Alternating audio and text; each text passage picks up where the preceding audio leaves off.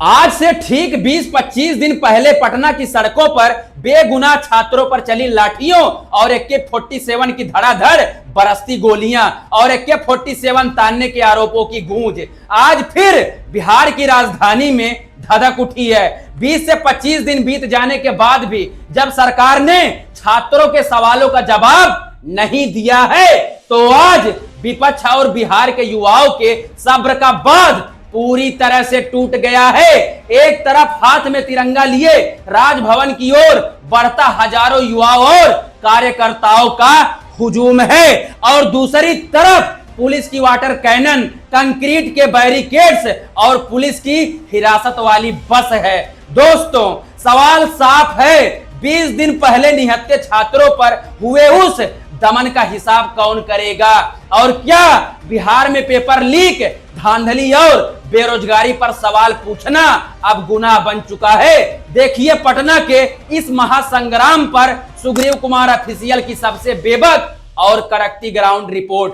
दोस्तों नमस्कार, मैं सुग्रीव कुमार। दोस्तों, अगर आप भी बिहार के युवाओं के भविष्य और पेपर लीक माफिया और तानाशाही के खिलाफ उठती हर बेबक आवाज से जुड़ना चाहते हैं, तो अभी हमारे चैनल सुग्रीव कुमार ऑफिशियल को सब्सक्राइब कर लें और बेल आइकन को जरूर दबा लें। दोस्तों चलिए आगे शुरू करते हैं। दोस्तों, लगभग 20 से 25 दिन पहले जब पटना की सड़कों पर अपने हक की आवाज उठा रहे निहत्थे छात्रों पर लाठियां भाजी गई थी, तब लगा था कि सरकार कोई सख्त कदम उठाएगी। लेकिन 20 से 25 दिनों तक जब सरकार के कानों पर जू तक नहीं रेंगी, तो आज बिहार के नेता प्रतिपक्ष तेजस्वी यादव हजारों कार्यकर्ताओं और छात्रों के साथ सीधे पटना की सड़कों पर उतर आए हैं। हाथ में राष्ट्रीय ध्वज तिरंगा लेकर निकले। इस जन सैलाब की मांग सिर्फ दो है। पहला, 20 से 25 दिन पहले छात्रों पर हुए बर्बर लाठीचार्ज की जवाबदेही हो, AK-47 चलाने वाले पुलिस कर्मियों पर कार्रवाई हो, और दूसरा, बिहार में हर परीक्षा में हो रहे पेपर लीक और बेरोजगारी पर सरकार का जवाब हो। लेकिन आज के इस मार्च में सबसे सनसनीखेज तस्वीर फतुआ की बेटी प्रियंका भारती के सामने आई है। पुलिस ने राजभवन जाने से रोकने के लिए बड़े बड़े बैरिकेड्स खड़े कर रखे थे, लेकिन प्रियंका भारती महज एक सेकंड में उस बैरिकेड्स को लांघकर आगे निकल गई। दोस्तों, बात यही खत्म नहीं हुई। जब पुलिस ने तेजस्वी यादव को गिरफ्तार करने के लिए बस बुलाई, तो प्रियंका अकेली उस पुलिस बस पर चढ़ गई और सीधा सवाल दागा, चंदा चोर कहां मिलेगा? प्रियंका भारती ने सोशल मीडिया पर साफ लिखा है, छात्रों पर AK-47 चलवाने वालों से क्या ही उम्मीद की जा सकती है? जितना दमन करना है कर लीजिए, लेकिन छात्रों पर चली हर लाठी का हिसाब तो देना पड़ेगा आपको। दोस्तों, इस पूरे राजभवन मार्च में सबसे चौंकाने वाली तस्वीर तब दिखी जब प्रदर्शनकारी कार्यकर्ता अपने हाथों में नकली AK-47 लहराते हुए आगे बढ़े। आखिर इस शांतिपूर्ण मार्च में यह प्रतीकात्मक AK-47 क्यों लाई गई? इसका सीधा और करारा जवाब दिया दोस्तों RJD सांसद मीसा भारती ने। 20 से 25 दिन गुजर गए, फिर भी सरकार नींद से नहीं जागी है। आज सुना कि सुप्रीम कोर्ट में भी बिहार सरकार ने यह माना कि हाँ AK-47 का इस्तेमाल हुआ था। तो जज साहब को यह पूछना चाहिए था सुप्रीम कोर्ट में जो बिहार सरकार के वकील थे कि AK-47 लेके प्रदर्शन में जाने की अनुमति किसने दी? अगर DM और SP ने अनुमति दी थी तो तत्काल उनको सस्पेंड करना चाहिए। मीसा भारती ने सरकार और प्रशासन की घेराबंदी करते हुए कहा है कि बिहार सरकार ने खुद सुप्रीम कोर्ट में यह स्वीकार किया है कि प्रदर्शनकारी छात्रों के खिलाफ AK-47 का इस्तेमाल किया गया था। अदालत को सरकार से पूछना चाहिए था कि किसी भी लोकतांत्रिक देश में हक मांग रहे छात्रों पर AK-47 तानने की इजाजत किसने दी थी? अगर पटना के DM ने इसकी इजाजत दी थी तो उन्हें अब तक निलंबित क्यों नहीं किया गया? यह सरकार बिहार के छात्रों के भविष्य की हत्या कर रही है। मीसा भारती के इस बयान ने बिहार के प्रशासनिक तंत्र और पुलिस कार्रवाई पर बहुत बड़ा सवालिया निशान लगा दिया है।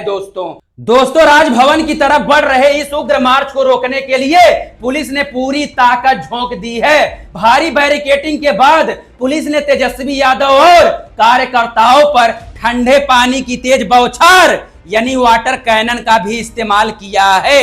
काफी देर चले धक्का मुक्की और हंगामे के बाद पुलिस ने तेजस्वी यादव को यानी आरजेडी दफ्तर के पास से अपनी हिरासत यानी डिटेन में ले लिया है।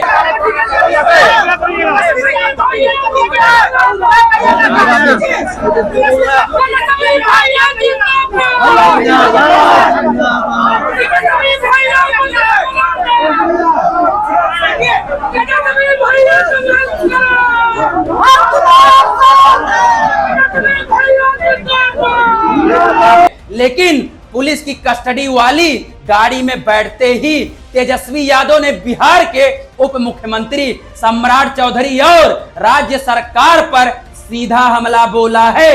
छात्रों पर AK-47 चलाने वाली सरकार तो जनता उखाड़ फेंकेगी। छात्रों के भविष्य के साथ खिलवाड़ कर रही है। पेपर लीक हो रहा है, बिहार केंद्र बनता जा रहा है बेरोजगारी का पेपर लीक का।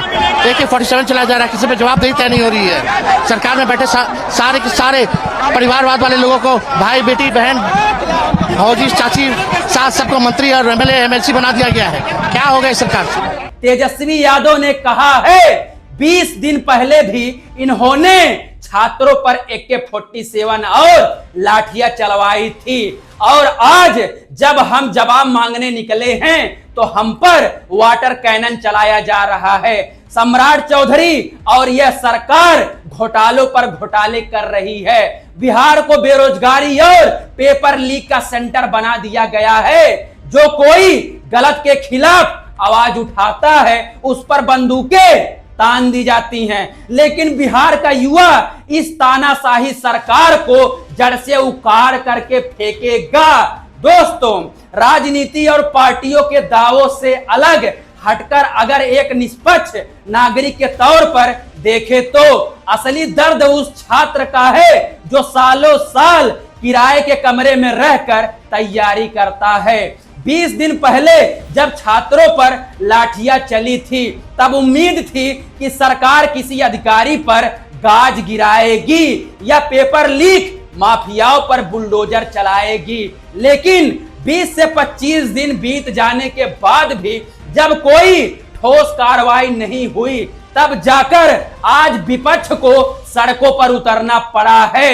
आज लोग सोशल मीडिया पर लिख रहे हैं कि कम से कम आज लगा कि बिहार में विपक्ष जिंदा है। सरकारें बदलती रहेंगी, नेता आते जाते रहेंगे, लेकिन अगर हर परीक्षा में पेपर लीक होगा और सवाल पूछने पर छात्रों को पुलिस की लाठियां और वाटर कैनन झेलनी पड़ेगी तो इस लोकतंत्र की नींव कमजोर हो जाएगी। सम्राट चौधरी और बिहार सरकार को यह जवाब तो देना ही पड़ेगा कि आखिर छात्रों का भविष्य कब तक दांव पर लगता रहेगा। क्या आपको लगता है कि 25 दिन पहले हुए लाठीचार्ज और पेपर लीक के मामले में सरकार को छात्रों के सामने आकर जवाब देना चाहिए? क्या प्रियंका भारती और तेजस्वी यादव का यह विरोध प्रदर्शन जायज है? अपनी राय कमेंट सेक्शन में बेबाकी तरीके से जरूर लिखें। वीडियो को ज्यादा से ज्यादा शेयर करें ताकि बिहार के छात्रों की यह आवाज दबने न पाए। देश और प्रदेश के हर कड़वे सच के लिए जुड़े रहिए सुग्रीव कुमार ऑफिशियल को सब्सक्राइब कर लीजिए, बेल आइकन को ऑन कर लीजिए। दोस्तों धन्यवाद। जय हिंद, जय भीम।